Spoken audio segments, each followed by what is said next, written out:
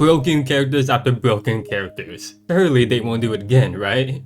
Well, let's hope that it isn't the case. Hopefully they're just really good characters. And so that's what I'm hoping for Patricia here. Not gonna lie, I have seen people box this girl, but I got no clue on what her kit is all about. At least not yet, so let's go ahead and take a look. She's a magic attacker that's part of the Empire, Princess, Mythical faction that's a mage unit. Her talent, the higher her HP is, the more damage that she does. After dealing damage from an active attack, she inflicts Plague of Soul on the enemy 3 times, with a certain chance each time. So the talent debuff at the end of action does fixed damage, and when the weakening effect is dispelled, Plague of Soul gets dispelled first, which is stackable up to 5 times for 2 turns. Okay, nice and simple. Worst part is that it is easily countered by Grenshiel, and you are going to be seeing Grenshiel used every single time. Her unique skill is a single target. For every debuff the enemy has, the more damage that this skill does, up to 30%. When soldiers attack with you, then applies a strong debuff after battle.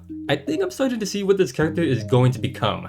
Looks like this is going to be one of those skills that is better as a follow-up one. What I mean by that is that either have someone or have her do something first, then on the next turn, you want to use this in order to maximize his damage. Her other one, after taking damage, if her HP drops below 30% and skills is not on cooldown, it triggers the active effect of this skill and puts it on cooldown. So what the skill does is that it dispels 2 debuff on her, heals her, and reduces the skill cooldown of all her skills by 2. So if you guys don't understand, you are able to use the skill whenever you want, but once you trigger that HP threshold, she will automatically use the skill and then reset the cooldown. Not bad, not bad, I like it a lot. Her Thxs is a support that makes allies in the area have +1 movement for 2 turns and applies flame protection. It makes you immune to mobility down and apply 1 stack of soul burning plague to enemies before battle. Upon that, Patricia deals fixed damage to the source of damage that's undispellable for 4 turns. Then it gets replaced for 3 turns. The second part of the Thxs has a passive where, if using a skill, enemies with at least 3 stacks of her talent debuff and allies with flame protection will be considered to have a range of the skills within 2 blocks around them, and ranged soldiers attack together. Yeah, so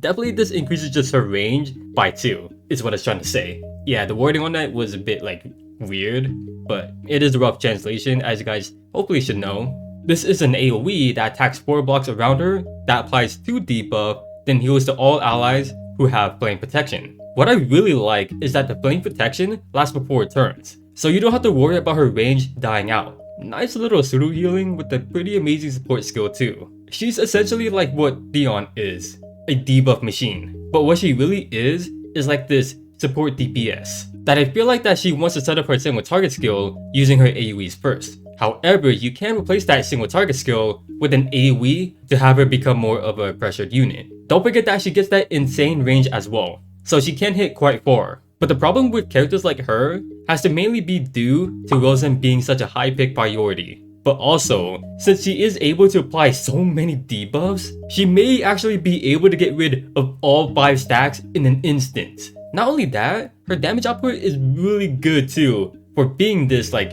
pressured unit. Way much better than Theon, right? She may be a weird character to some, but there's really more pros than cons with her. Even offering good support like mobility to rush in, she has healing, self-sufficiency, with incredible range. The only bad thing about her is that she has to set up her Thxs and be near at least 1 ally in order to have more range. But yeah, I can also see why people would consider this character to be like not as good, but also at the same time, she's not really all that bad that people will make her to be. Also, the best part about her is those thighs, cause my goodness, ain't that something.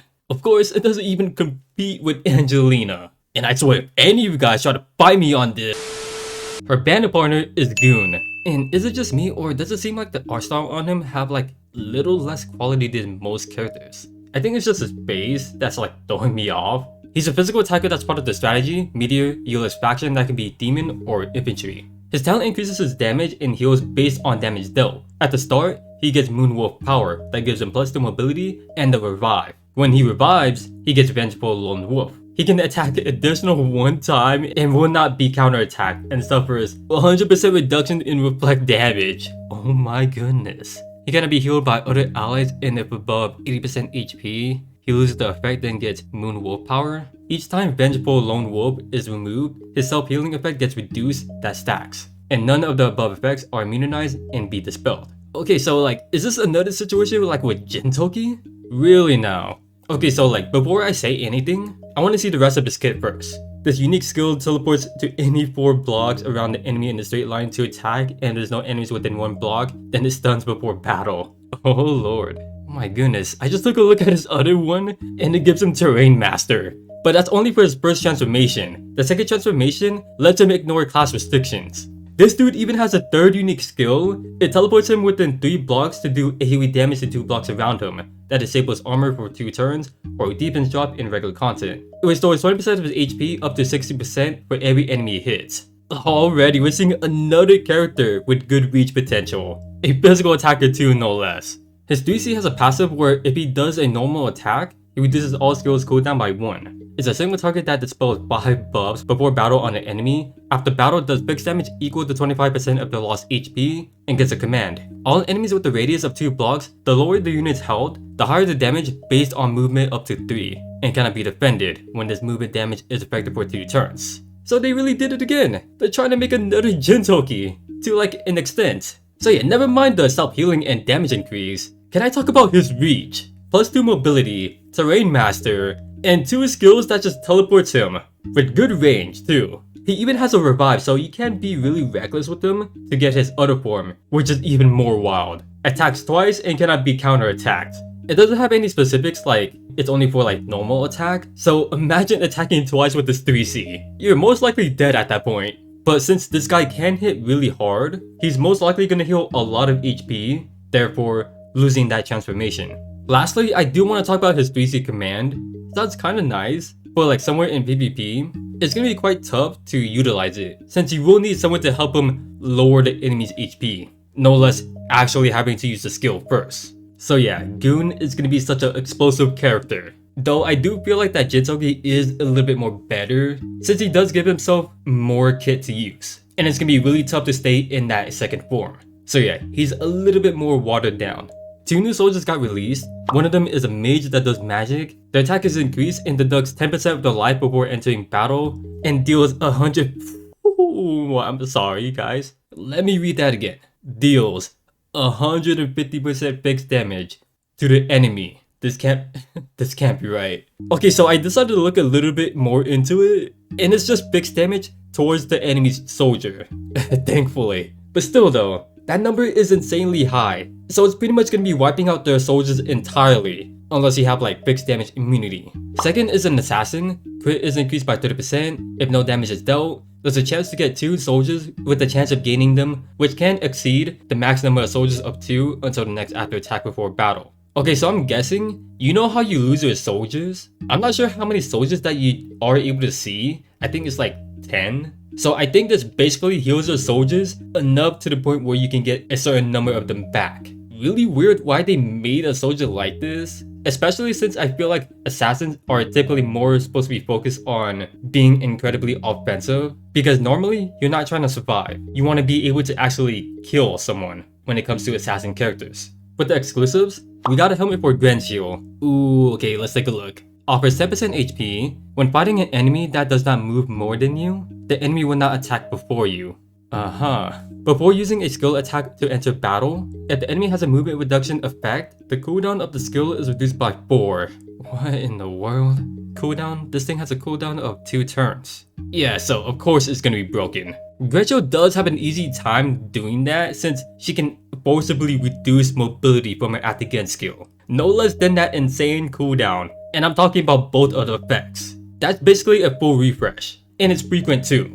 It should be 4 turns, because that's just insane. Next one is for Elisse. It's an accessory, more attack. If there's a guardian key within 3 blocks of her, her damage increases. When actively attacking in battle, if the enemy is on the guardian key, they get stunned before battle. I mean, it's a nice punish, I guess. And if that does happen, she's gonna be hitting really hard too. With the casting skills, first up is Elma. Mirror Light lasts 1 turn longer, and gains an additional effect for more healing. Not bad, not bad. I like this a lot. Elma could use more healing, and that Mirror Light buff is insanely good. Healing after battle, and debuff reflection. Second is Jugler. At the end of action, if all action skills are on cooldown, the talent will be regenerated in his skill cooldown by 1. I'm guessing he just does the heal thing on his talent, but reducing skill cooldown for someone like Jugler is gonna be really useful. Majority of his skills have insanely high cooldown, so not bad. Third is for Vincent. More skill, when he triggers Wings of Destruction, he applies a damage taken debuff on an enemy for 1 turn. Nice debuff to help for follow-up damage.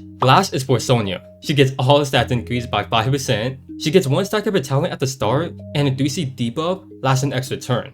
Honestly, would have loved so if they would make it that she gets like 1 more talent stacks, or make them last a turn longer. For the interesting banners, there's a radar for Roland to help unlock bonds. Patricia needs him as well, so it's a good idea to do so. A custom banner that goes up to Tourney and Elisse, a custom equipment banner, and lastly, a free multi-summon one time every day for 7 days. So in total, 70 free summons to celebrate Thanksgiving. This whole update in CN did take place in November, and it's gonna be on its own like standard banner in order to do these free pulls. So yeah, sadly you can't use them to pull for the new characters, but at least we should be able to build up pity. So that's a good thing, I guess. As for the content, more Ragnarok challenge stages, Chapter 4 Part 3 of the Portal Leap stages, daily mission reward for 1 vouchers for a limited time, as well as more gold. A Thanksgiving 14-day login event. On the 3rd day, there's gonna be a weapon bag. They even had this like Apex Arena Entertainment tournament match that they did end up live streaming. I'm not entirely sure what it was exactly about. Apparently they just offer like more gift codes and some activities. In these matches, you do get to see like them using like off-meta characters, so I'm not sure what that was all about. I will leave a link in the description if you guys do want to check that out. Then lastly, the Endless Voyage. Me getting excited for this event never gets old. I feel like you guys definitely know that I love this event so much. Like the last time it came out, like I actually completed the whole thing all in one sitting. Yeah, that's how bad it is. For the skins, we got the Echo Light for Patricia and Gunn. Patricia, of course they went for the swimsuit. Not that I'm complaining to be honest, like I do like it a lot. It just looks really nice. But Gunn though, this dude is looking really sick. Then a martial artist skin for Gitz, Girl in the Shell. Crazy enough that I'm slowly taking more of a liking to her again. Like I'm starting to use this character a little bit more. And the insane thing is that she's my highest powered character. I don't have a skin for her. I think her Echo Light is just like whatever. So that's my other excuse.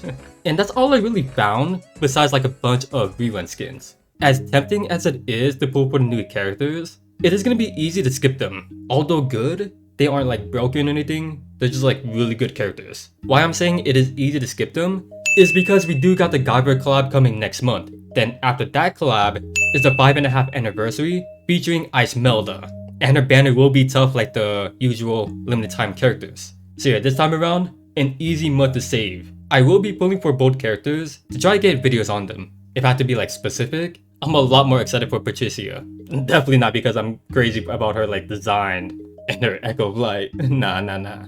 It's cause she's probably one of the best pressure unit as of yet. And also just being like a really good character on her own as well. Awesome them lit. But that's all I got for you guys. Feel free to let me know down in the comments how you guys feel about this update that CN got. Whether you guys plan on saving or skipping for the next characters. Definitely the most exciting thing for me is the Endless Voyage. I can't stress how much I really love this event. So yeah, thanks for watching. Your fellow Z.